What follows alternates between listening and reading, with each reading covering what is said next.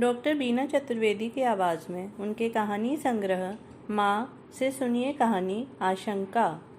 इसमें बेटे अक्षत की शादी नंदिनी से हो जाने पर माँ अपनी बहन के बहकावे में आकर कहने लगी थी कि शादी हुई नहीं कि बेटा पराया हो जाता है।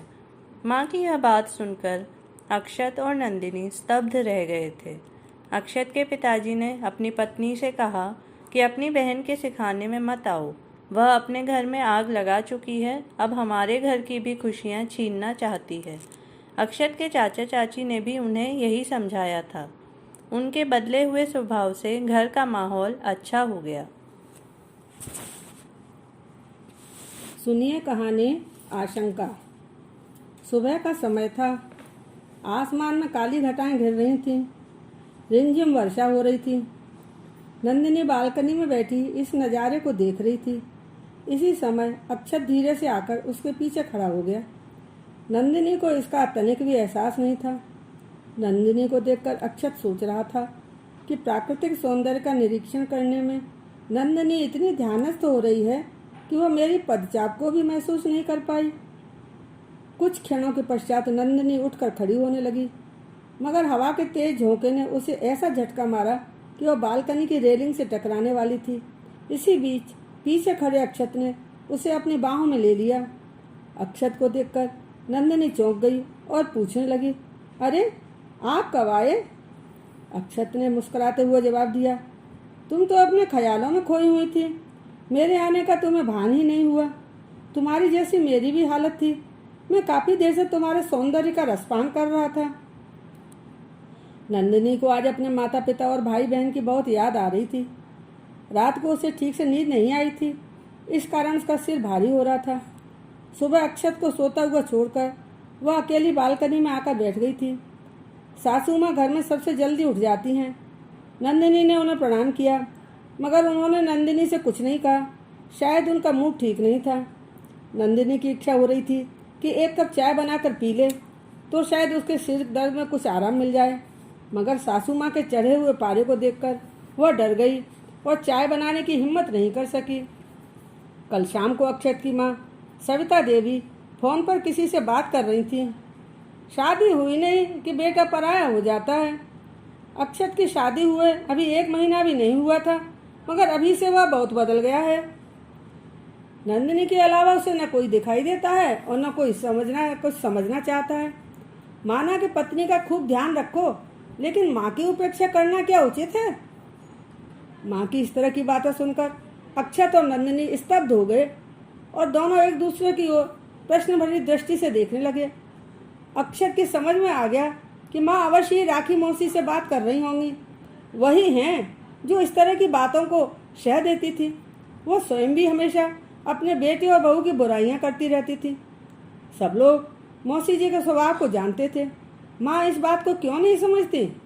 उनकी शह पाकर माँ भी इस तरह की बातें करने लगेंगी, ऐसा मैंने कभी नहीं सोचा था। अक्षत अपनी माँ को समझाते हुए कहने लगा कि नंदिनी को नए घर में एडजस्ट होने में थोड़ा समय लगेगा, इसी वजह से वह नंदिनी का थोड़ा सहयोग कर रहा है। मगर माँ, आपने तो मुझे पराया बना दिया।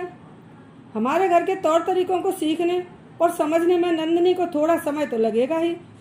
यदि वह हम लोगों के अनुसार नहीं चलेगी तब भी तो माँ आपको तकलीफ होगी और आपको अच्छा भी नहीं लगेगा। आप क्यों नहीं समझ रहे कि एक लड़की को नए माहौल में ढल पाना आसान नहीं होता? नंदिनी इसके लिए भरसक प्रयास कर रही है। माँ, आपका इस तरह से नंदिनी के प्रति रुक्ष व्यवहार करना उसे विचलित कर सकता है।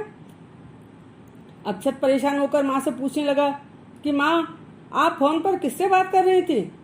आपकी बातें सुनकर मेरे दिल को बहुत ठेस पहुंची है। इस तरह की अनाप शनाप बातें किसी से भी करना क्या उचित है? मैं आपके लिए पराया कैसे हो सकता हूँ? आप प्लीज़ मुझे बताइए कि मैंने आपकी कौन सी बात नहीं मानी। मुझसे ऐसी कौन सी गलती हो गई जिसकी आप मुझे सजा दे रही हैं? हाँ, मैं इतना अवश्य मानता हूँ कि आपको मैं पहले के समान पूरा समय नहीं दे पा रहा।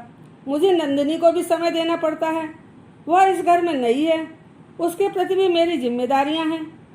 सविता देवी अक्षत की कोई बात नहीं सुनना चाहती थी, अतः अक्षत को बीच में रोकते हुए कहने लगी, तुम्हारा लेक्चर सुनने के लिए मेरे पास समय नहीं है। मुझे और भी बहुत काम है, जो कुछ कहना है जल्दी कर समाप्त कर दे। अक्षत कहने लगा, माँ, नंदिनी अपने माता पिता भाई बहन को छोड़कर यहाँ आई है। उसे सबकी याद सताती होगी। अपनों से विलग होने का उसे कुछ दुख है। ऐसी स्थिति को समझते हुए माँ, थोड़ा समय तो हमें उसे देना ही होगा। हम दोनों की छुट्टियाँ समाप्त हो जाने पर उसके पास समय कहाँ होगा कि वह घर के लोगों को और कामकाज को समझ सके। बस इसीलिए मैं उसका साथ दे रहा हूँ, जिससे वह ऑफिस और घर के कामकाज में तारतम्यता ला सके। अक्षत की बातें सुनकर सविता देवी का क्रोध 7वें आसमान पर पहुँच गया था। बहुत ही क्रोधित होकर वह कहने लगी, मुझे नहीं सुननी तेरी कोई बात। 4 दिन नंदिनी को आए हुए हैं और अभी से करने लगा उसकी तरफदारी।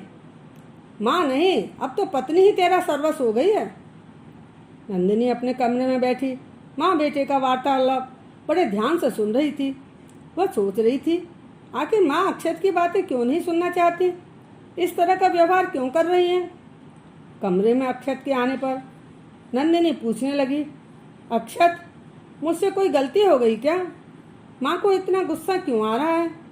मैंने आपसे कब कहा कि आप मेरी तरफदारी करें या कि मेरे ही पास बस बैठे रहें?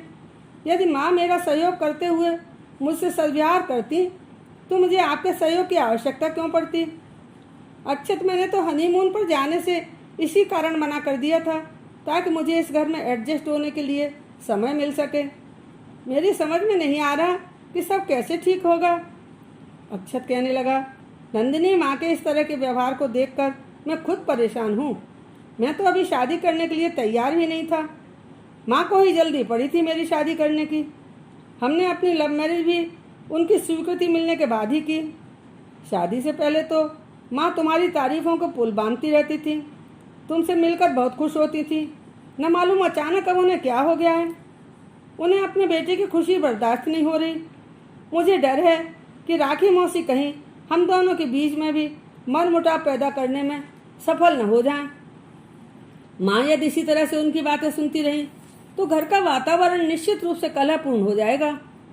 नंदिनी ने बहुत दृढ़तापूर्वक अक्षत को विश्वास दिलाते हुए कहा, अक्षत, ऐसा कुछ नहीं होगा, आप चिंता नहीं करें। मैंने कहीं पढ़ा था कि जब बेटे की शादी हो जाती है तो कभी कभी कुछ माँओं में यह डर समा जाता है कि अब उसका बेटा उसके हाथ से निकल जाएगा, बीवी के पल्लू से बनकर माँ को भूल जाएगा। इस तरह की परिस्थिति पैदा हो जाने पर सबसे खराब स्थिति बेटे की हो जाती है कि वो किसकी सुने और किसकी नहीं सुने। नवविवाहित बेटा इसी चक्रव्यूह में फंसकर रह जाता है। माँ भी इसी तरह की आशंका से ग्रस्त हो रही हैं। पत्नी अपना घर छोड़कर नए परिवेश में आती है। वह पूर्णतः पति पर निर्भर रहती है। माँ को लगता है कि अभी तक बेटा हर काम मुझसे पूछकर और बताकर करता था, अब सब पत्नी को बताता है। बस यही कारण होता है जिससे माँ को ऐसा महसूस होने लगता है कि उनकी सत्ता में सेंध लगाने वाली आ गई है। परिणामतः बहू के खिलाफ मोर्चा खोल दिया जाता है। नंदिनी कहने लगी, अक्षत, हम दोनों को मिलकर माँ को इस डर से बाहर निकालना होगा। अक्षत परेशान होकर कहने लगा, नंदिनी, यह कैसे होगा? नंदिनी कहने लगी, बस मुझ पर छोड़ दो, मैं सब संभाल लूँगी। बस आपको इतना करना होगा कि माँ मुझसे चाहे जितना भी भला बुरा कहें, आप बीच में नहीं बोलेंगे। मुझे अपने क्रियाकलापों और व्यवहार द्वारा माँ को हमेशा यही एहसास कराते रहना होगा कि मेरे आ जाने से उनकी अहमियत में कभी कोई कमी नहीं आएगी। उनकी सत्ता उन्हीं के पास रहेगी। परिवार के अंदर हर सदस्य की अपनी एक अलग अहमियत होती है। इस बात की कद्र हम सबको करनी चाहिए। बस उन्हें इसी बात को महसूस कराना होगा। इसके बाद उनके दिलो दिमाग से सारे डर और आशंकाएं निकल जाएंगी। हर माँ यही सोचती है कि मेरी बेटियां तो ससुराल चली गईं, अब मेरे बुढ़ापे का सहारा तो बस मेरा बेटा ही है। यदि बहू ने सिखा पढ़ाकर मुझसे दूर कर दिया, घर पर अपना अधिकार जमा लिया, तब मैं क्या करूँगी? थोड़ी सी देर में माँ का झल्लाट भरा स्वर अक्षत के कानों में पड़ा। अक्षत, अंदर ही बैठा रहेगा क्या? बाहर आएगा या नहीं? देखो, तुम्हारे चाचा चाची आए हैं। माँ की झल्लाट भरी आवाज़ सुनकर अक्षत को भी गुस्सा आ गया। वह कहने लगा, क्या हो गया है माँ को? नंदिनी अक्षत को शांत रहने के लिए समझाने लगी। दोनों फुर्ती के साथ बाहर आ गए। बाहर आकर दोनों ने चाचा और सुनीला चाची के चरण स्पर्श किए। कुछ क्षणों के बाद नंदिनी सबके लिए चाय बनाने के वास्ते रसोई में चली गई। सुनीला चाची अक्षत की माँ से कहने लगी, भाभी अब नंदिनी बहू के आ जाने से आपका मन खूब लग गया होगा, घर में रौनक हो गई। चाचा कहने लगे, सुनीला बता रही थी कि नंदिनी बहुत समझदार और मिलनसार लड़की है, नौकरी के साथ साथ गृह कार्य में भी दक्ष है, अब आपको आराम हो जाएगा। अपने देवर की बात सुनकर सविता ने सिर हिलाकर उनकी बात की हामी तो भर ली, मगर अपने मुंह से उन्होंने 2 शब्द तक नहीं बोले। यह सच था कि नंदिनी को सविता ने भी पसंद किया था, उन्हें बहुत अच्छी लगी थी, मगर अपने मुंह से तारीफ करने से उन्हें डर लगता था कि कहीं इससे नंदिनी का दिमाग न खराब हो जाए। नंदिनी के चाय नाश्ता लेकर आते ही सुनीला चाची ने उसकी तारीफों के पुल बांध दिए। कहने लगी, भाभी जी मानना पड़ेगा, इतनी पढ़ी लिखी सुंदर सुशील और नौकरी पेशा बहू के आ जाने से आपके तो भाग्य ही खुल गए। देखने और सुनने में आता है कि जिस घर में नौकरी करने वाली बहू आती है वह रसोई के कामों से तो स्वयं को दूर ही रखना चाहती है, मगर अपनी नंदिनी ऐसी बिल्कुल नहीं है। अन्य गुणों के साथ साथ गृह कार्य में भी दक्ष है। जब मैंने इसे अपने घर पर खाना खाने के लिए बुलाया था तब भी इसने रसोई में आकर बराबर से मेरा हाथ बंटाया था। सुनीला द्वारा की गई नंदिनी की प्रशंसा सविता के गले में अटक कर रह गई। वह कहने लगी, अभी इसे यहाँ आए दिन ही कितने हुए हैं, धीरे धीरे असली रूप सामने आएगा। सासू माँ की जली कटी बातें सुनकर नंदिनी को बहुत बुरा लग रहा था, मगर खून का घूंट पी कर रह गई। नंदिनी मुस्कुराते हुए सबको चाय नाश्ता देने लगी। उसके हाव भाव से कहीं भी ऐसा नहीं लग रहा था कि उसने सासू माँ के डायलॉग सुन लिए थे। अक्षत को भी माँ की बातें अच्छी नहीं लगी, मगर वह भी शांत रहा। चाचा चाची ने इस बात को बहुत अच्छी तरह से महसूस किया कि भाभी जी का व्यवहार नंदिनी के प्रति ठीक नहीं है। वापस जाते समय सुनीला कहने लगी, भाभी आप मुझसे बड़ी हैं और समझदार हैं, मुझे आपसे कुछ कहना तो नहीं चाहिए, फिर भी मुझसे रहा नहीं गया, इसलिए गुस्ताखी कर रही हूँ। आपको नंदिनी के साथ समुचित व्यवहार करना चाहिए। हो सकता है कि उसमें कुछ कमियां हों जो कि सभी में होती हैं। यदि आप उसे प्रेम से समझाएंगी, उसके साथ सद्व्यवहार करेंगी, तो वह आपको पूरा सम्मान देगी। नंदिनी के साथ साथ आपको अक्षत की खुशियों के बारे में भी सोचना चाहिए। अभी वह सब कुछ शांत भाव से देख और सुन रहा है, मगर अधिक दिनों तक नहीं चलेगा। नंदिनी को खुले दिल से अपनाइए, वरना आपके मन का यह डर कि बहू ने आते ही बेटे को मुझसे दूर कर दिया सही न हो जाए।